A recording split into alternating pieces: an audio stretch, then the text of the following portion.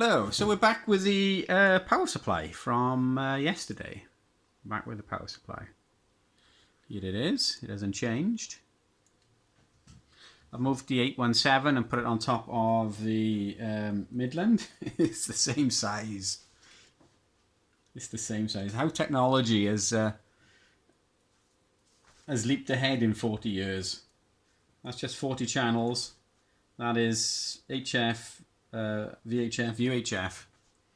That's it's crazy how they cram it all in there, and it's the same size. Well, it's actually smaller than the Midland. It's thinner, and it's not quite as deep. But yeah, anyway. I was thinking in work today about this power supply, and I thought, referring to the capacitor, which we tried yesterday. We tried a couple of different ones, a couple of different capacitors. We tried this 15 microfarad first off, and we had the ripple. When we put the load on, when we put the resistor across there. So we went then to a 100 microfarad, and that looked a lot better. Started a bit of ripple, and then we went to the 2200 microfarad, which we've got now. So what would happen in our little power supply if the capacitance, the smoothing capacitor, was changed?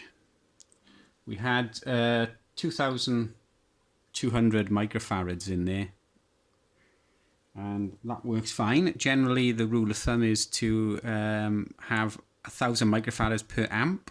So this is a 2 amp power supply. So 2000 microfarads is what we needed. This was 2200, so that would have been fine. So I've gone down to the 100 microfarad. 100 microfarads.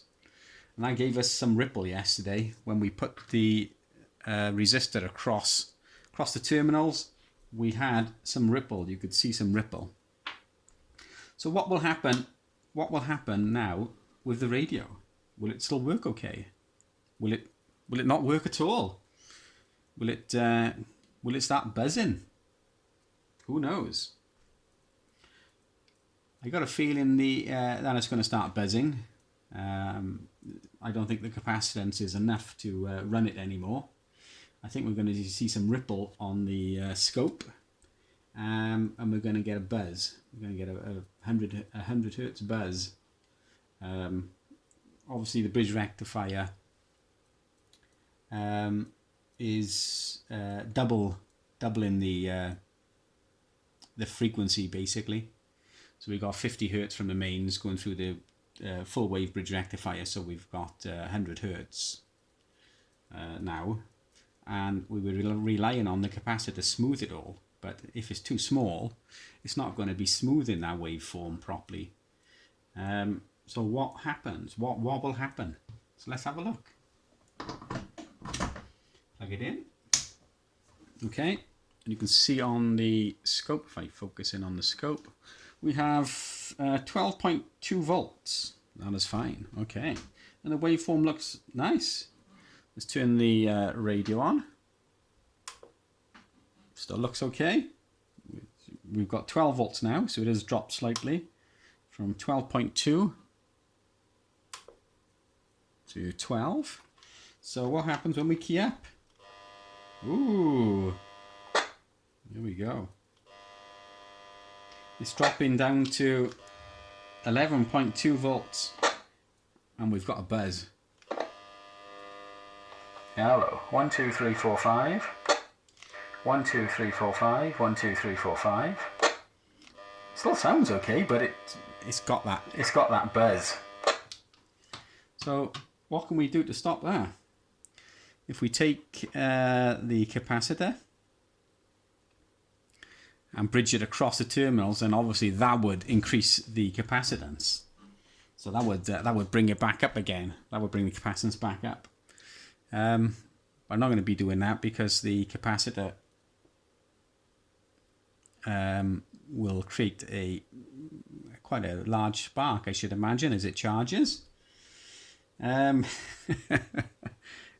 It's probably not going to explode if I did that, but it's not good for the capacitor really, in any way, shape or form. But I think we'll probably just give it a go. So you can see the ripple on the scope. So if we touch the capacitor on the terminals, I can just get to it. There we go. It's okay again. There we go. Sounds fine. No ripple. Take the capacitor back off, and we're back to the ripple and the buzz. Touch the capacitor back on there, and it's fine again. So obviously this is the reason why we have such big capacitors in large power supplies. As I said, it's roughly 1,000 microfarads per amp. So if you've got a 50 amp power supply, you're going to be looking at 50,000 microfarads. That capacitor I showed you yesterday, this one,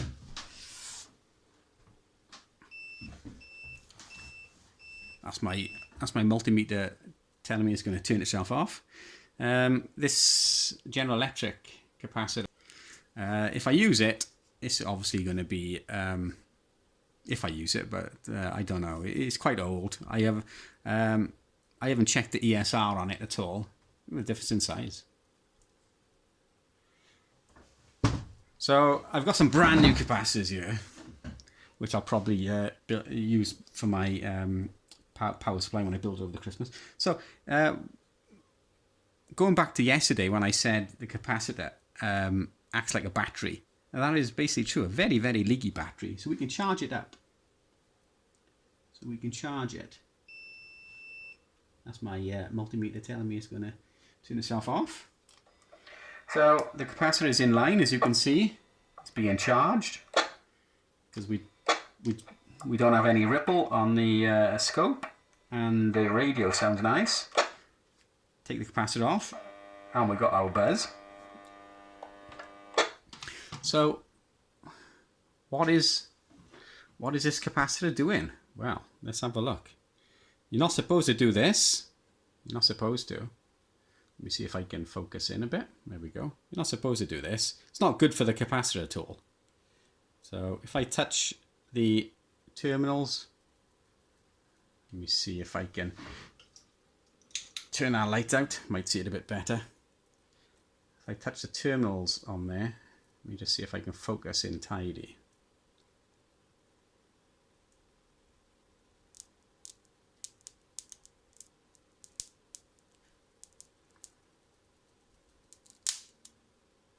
There you go. It's discharged now. Didn't like that, obviously. You're not supposed to do that.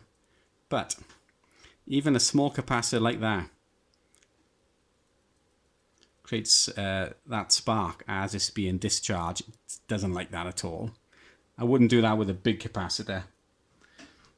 If this was charged up, there's absolutely no way I'd put that. It'd probably weld the bolt to the terminals, or the capacitor could explode. Which is why we use a resistor to discharge a capacitor, to drain the current away from the capacitor safely through a resistor. Resistor will just use it up as heat. It'll convert it to heat, and it'll drain it slowly rather than discharging it very quickly. It's basically a short circuit once we put the when we put the bolt across the terminals. So you should never really do that at all, and certainly don't do it with a power supply that's powered up. So yeah, that's what we've seen. We've seen if the capacitor is too small, it doesn't filter the waveform, and we get a ripple, and the ripple comes out on the radio, and we can hear it as a buzz. Years ago, people used to use old model train on Scalextric's power supplies, They had no regulation in them or anything at all. They were very crude, and they used to get a buzz. And that's a similar sort of setup. No capacitor basically inside there. I don't think they were regulated either. And we've seen that a capacitor gets charged up, and you shouldn't short circuit a capacitor, especially a large electrolytic.